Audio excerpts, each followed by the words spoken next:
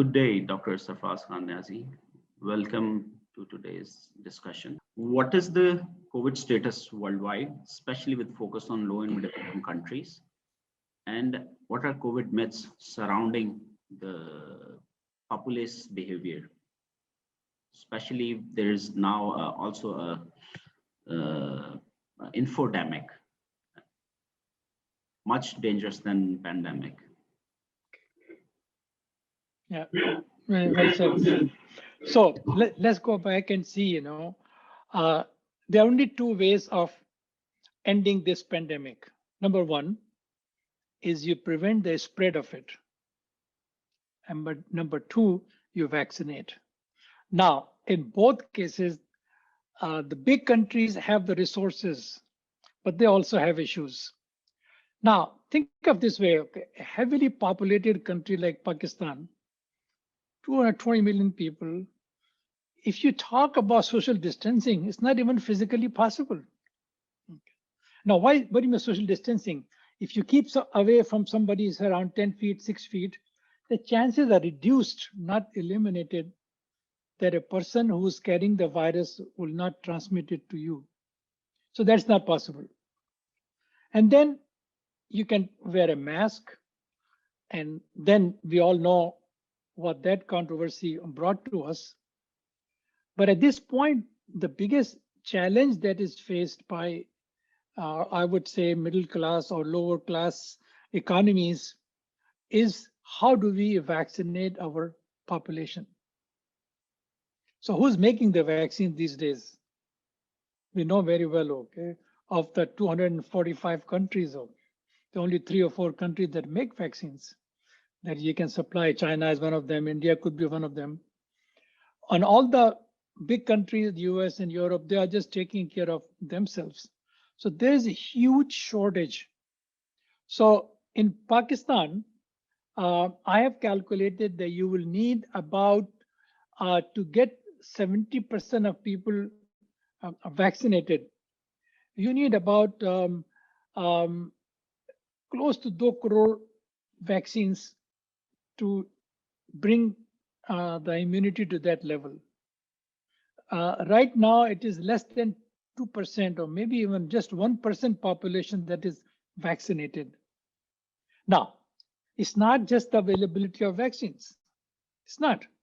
First of all, how do you reach out to people in rural areas and suburban areas where you don't have access to there, especially if the vaccine requires storage in a certain temperature, then you have another issue. Okay.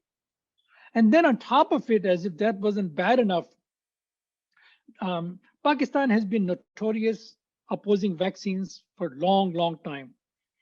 Even, I'm sure you all remember the polio vaccine, how it was said that it will cause harm and other things.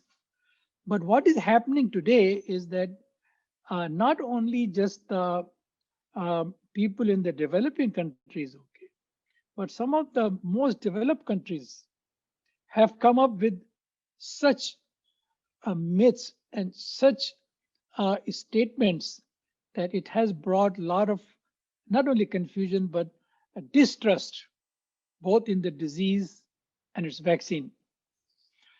There are a lot of people who say there is no pandemic. This is all political. And these are not people in Pakistan. I'm talking about people in US and Europe. France is very much against vaccine. The Brazilian president said, if you get the vaccine, you will turn into alligator, and the women will start growing hair on their face. So these are the presidents talking. And your neighbor, Mr. Modi, I like him. He has a good sense of humor. He said, you go out and bang the cooking things, and the virus will go away. Well, everybody was banging in India. I think the bang was heard till all the way to God. Okay.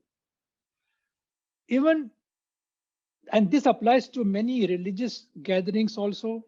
When you say social distancing, okay, it's distancing in every time, not just in your bedroom or in your house.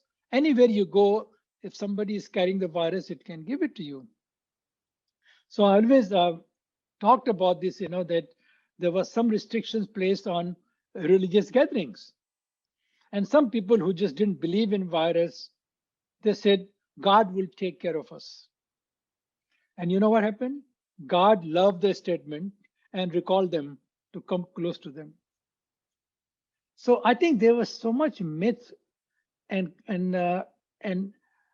reality has not been exposed to many people. Okay, is that this is a disease. This is a pandemic. It's not a disease, it's a pandemic. Okay, and you have to believe in it.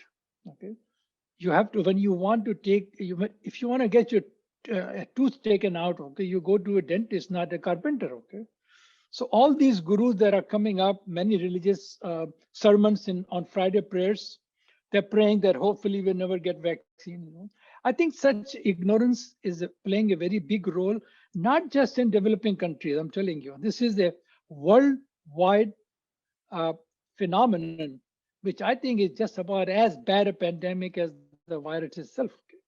So I'm hoping that with time, all these myths will go away and people will rise to occasion and accept the fact that this virus is not going anywhere, just like other viruses in the past, other coronaviruses.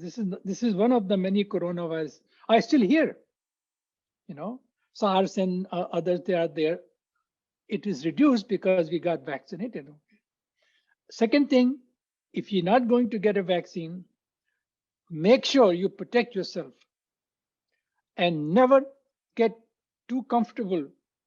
Today, Pakistan is showing a downward trend, and everybody is feeling very comfortable. Okay, yes, no, this thing knows how to respond. This thing knows how to rebound. Look what happened in India. In January, Mr. Modi was on phone with Biden and says, we have already conquered it. We're going to send the vaccines to America. Today, they cannot even have enough vaccine to vaccinate even 2% people in India. Millions and millions have died. So don't take it for granted. Understand what the issue is, and do not deny that the vaccine can be probably the only solution. Okay, if you don't want a lifetime social separation and wearing a mask.